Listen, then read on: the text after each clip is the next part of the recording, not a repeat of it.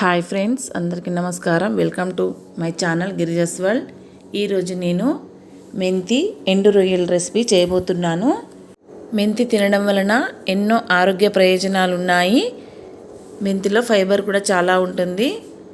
ఎండు రొయ్యలు తీసుకున్నాను. ఎండు రొయ్యలను ముందుగా వాటి ముండ్లు ఉంటాయి కదా, ఆ ముండ్లను తలను తీసేసి శుభ్రంగా దానిని ఫ్రెష్ చేశాను. ఆ తర్వాత మెంతి ఆకులను, లేత ఆకులను తీసుకున్నాను కాబట్టి దాని లేత తొడిమలు ఉంటాయి కదా, కాడలు, ఆ కాడలను కూడా తీసుకుంటున్నాను.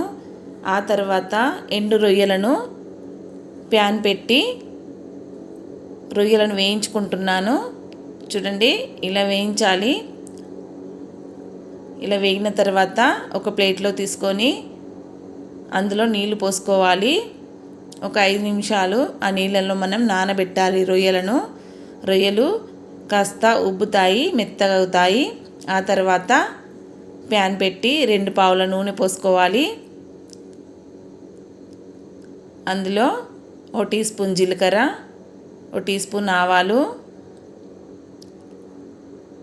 కరివేపాకు, ఉల్లిపాయ ముక్కలు వేగిన తర్వాత అందులో మనము 1 టేబుల్ స్పూన్ అల్లం వెల్లుల్లి పేస్ట్ వేసుకోవాలి. అల్లం వెల్లుల్లి పేస్ట్ పచ్చి వాసన పోయేంత వరకు వేయించుకోవాలి. ఆ తర్వాత 1 టేబుల్ స్పూన్ పసుపు వేయాలి.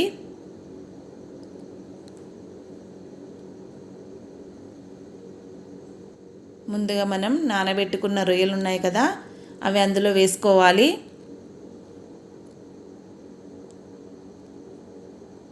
ఇవి 2 నిమిషాల పాటు ఫ్రై చేసుకోవాలి.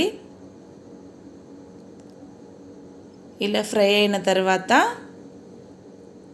మనం ముందుగా తుంచుకున్న మెంతి ఉంటుంది కదా, దానిని శుభ్రంగా కడిగి ఆ మెంతాకులను కూడా ఇందులో వేసుకోవాలి.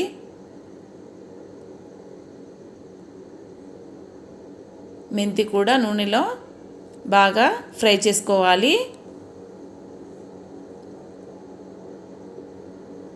చూడండి, ఈ విధంగా ఫ్రై చేసిన తర్వాత మనము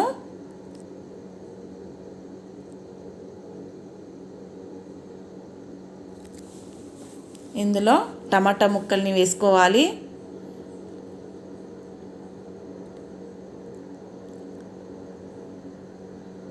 టమాటా వేశాక బాగా కలిపి కాస్తంత ఉడికిన తర్వాత ఇందులో మనం 2 టేబుల్ స్పూన్ కారం,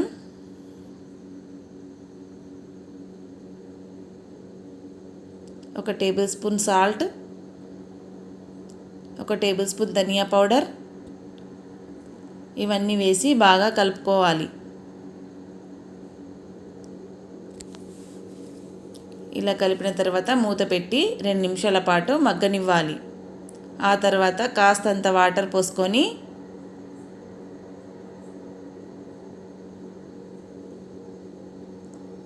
అందులో మనం చిటికెడు గరం మసాలా వేయాలి.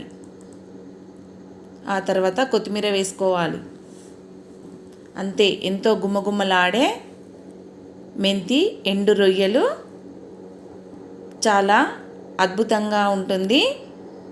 ఈ రెసిపీ మీరు తప్పకుండా ఇంట్లో ట్రై చేయండి. ఎలా వచ్చిందో కామెంట్ బాక్స్లో నాకు షేర్ చేయండి. ఈ రెసిపీ మీకు నచ్చినట్లయితే నా ఛానల్ని ఎవరైతే కొత్తగా చూస్తున్నారో వారు తప్పకుండా సబ్స్క్రైబ్ చేయండి, షేర్ చేయండి, లైక్ చేయండి, బెల్ ఐకాన్ నొక్కండి. Thank you.